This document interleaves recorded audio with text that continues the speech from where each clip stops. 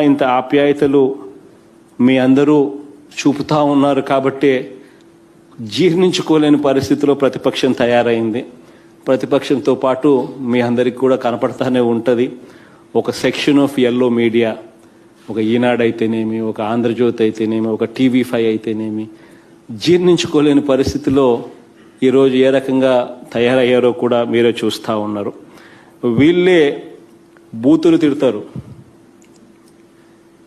ఎవరూ కూడా మాట్లాడలేని అన్యాయమైన మాటలు, అన్యాయమైన బూతులు. బహుశా నేను ప్రతిపక్షంలో గతంలో ఉన్నాను, కానీ ఏ రోజు కూడా ఇటువంటి మాటలు బహుశా ఎప్పుడు ఎవరు కూడా మాట్లాడిండరు. అంతటి దారుణమైన బూతులు వీళ్ళే తిడతారు. ఆ బూతులు తిట్టారు అని చెప్పి ఒక కాస్ వాళ్ళు తిడతారు. దాని మీద రియాక్షను ఎవరో మనల్ని అభిమానించే వాళ్ళు, మనల్ని ప్రేమించే వాళ్ళు ఆ టీవీ చూసినప్పుడు ఆ బూతులు చూడలేక, ఆ తిట్లు వినలేక ఎవరికో బీపీ వచ్చి అభిమానస్తులు ఆప్యాయత చూపించేవాళ్ళు ఒక రియాక్షన్ అనేది రాష్ట్ర వ్యాప్తంగా కూడా కనిపిస్తుంది.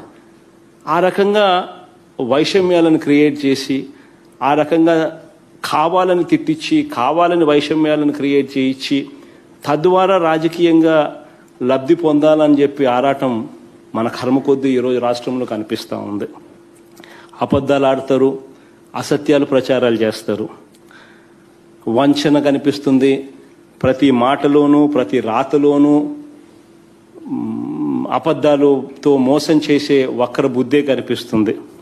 మత విద్వేషాలను కూడా రెచ్చగొట్టడానికి కూడా ఏమాత్రం కూడా వెనకాడరు.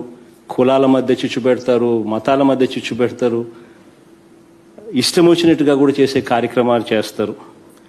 వ్యవస్థలను పూర్తిగా కూడా మేనేజ్ చేయబడతా ఉన్న పరిస్థితులు కూడా మన కళ్ళ ముందనే కనిపిస్తూ ఉన్నాయి.